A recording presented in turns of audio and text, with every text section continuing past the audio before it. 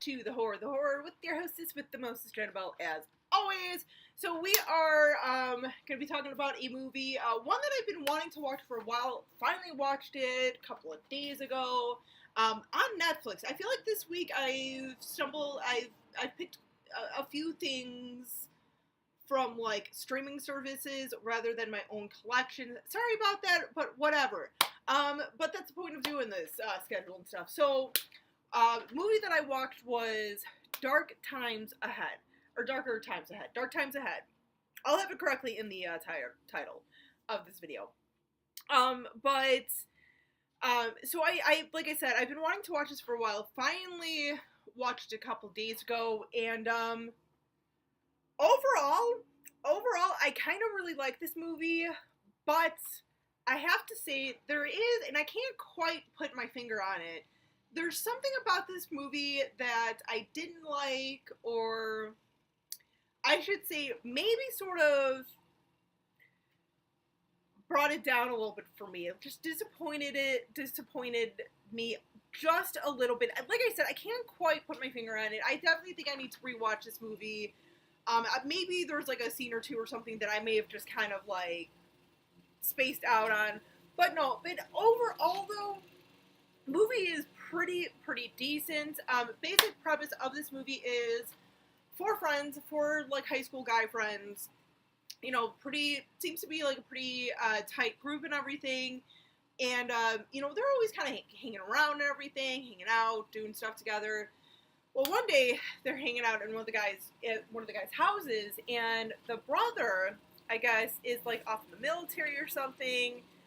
So the kids are down in the brother's room in the basement or whatever. They're kind of checking out his stuff and all that, and they come across this like samurai sword. And they're like, "Oh, dude, man, this is awesome! I can't believe your brother has this. Let's go like slice stuff with this sword and stuff." So they go to this like field, and they're like throwing up like empty milk cartons and like slashing them and stuff, just like basic normal kid stuff. And then at one point, one of the kids grabs the sword. He's kind of like walking away, like, we need to go, come on, like, we really shouldn't be playing around with this. And another kid, one of the other friends kind of like grabs the kid, like, come on, dude, like, come on, just a couple more minutes. So the one kid kind of falls on, or like stumbles, ends up falling, and he falls onto the one kid with the sword, and the kid with the sword accidentally gets him, like, cuts him in the throat with the sword, like a total accident. He wasn't trying to stab him or anything, but just because the kid fell onto him and he had the sword and everything, he accidentally gets him in the throat, and the kid ends up, like, dying, and the other three friends freaking out. They're like, oh my god, we just killed him, not really realizing, like, it, it wasn't an accident, but honestly, my 17-year-old self probably would have been freaking out too. I would have been like, oh my god, we called cops, but they're gonna, like, come and arrest us and everything, like, blah, blah, like, all this stuff. So I really almost don't even blame them for, like, freaking out. I mean, as a viewer, you're kind of thinking, like, just call the cops, explain what happened. Like, it truly was a freak accident. But, they're afraid of the repercussions and stuff. Totally understandable. And then the rest of the movie is just kind of, like, showing how, like, these kids are sort of dealing with this and everything, and dealing with the situation. Each one seems to be kind of dealing with the situation in their own way. And very, like, I have to say, something that I give credit to this movie is, like, these kids, these group of guys, like, they totally believable in, like, how teenage boys talk and interact and everything. Just, even from when I was in high school, like, some 15 years ago, like, yeah, it's been 15 years since I've been in high school. Like, just kind of like that same stuff, just kind of like, not quite mature yet, pretty much like immature still a little bit, just that typical guy stuff, typical teenage guy stuff and everything. It didn't come across as like fake or forced or not or anything. So I mean, I give the movie a lot of props with that.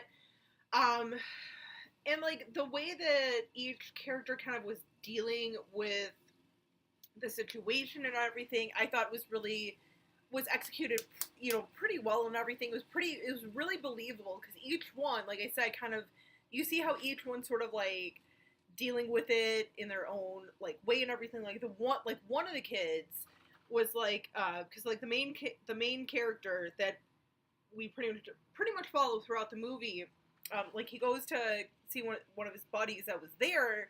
He's like, hey dude, I gotta talk to you. And the friend is like, dude, you cannot, like, we cannot talk, we cannot hang out, we cannot be seen with each other, like, as far as I know, we don't even know who each other are, we don't know so-and-so that died, like, leave him in the woods where we left him, don't mention this to anyone, like, you have no idea, like, we need to, like, save our asses.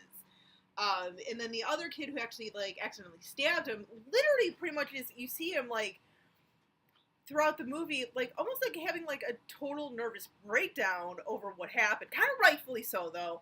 But yeah, the whole movie is just, like, it's done really well, and I feel like, even after I was done watching it, I kind of thought, I was like, man, what would I have done, like, if I was their age again, and that happened? Like, would I be, like, freaking out and being like, we can't tell anyone? Or would I be like, you know what, we need to tell the freaking cops. Like, the hell with the repercussions, if there are any, like, we need to tell someone, like, he's got a family and stuff. So, I mean, it's a really good one to watch. Like I said, there is something about it, that just left me a little disappointed, but like I said, I think I just need to, like, go back, rewatch this movie, and just kind of, like, because I feel like there was quite a few things that I think I may have kind of missed a little bit in this movie. It's a good movie. It's a decently paced movie. And something that I really like, and I didn't really even pick up on this until maybe about halfway through the movie. Like, there is no way that this movie is taking place in modern times. I would say it's probably, like, mid to late 90s. I would say maybe closer to the mid 90s. And I didn't really realize this until the one kid went to the one kid's house that accidentally stabbed him.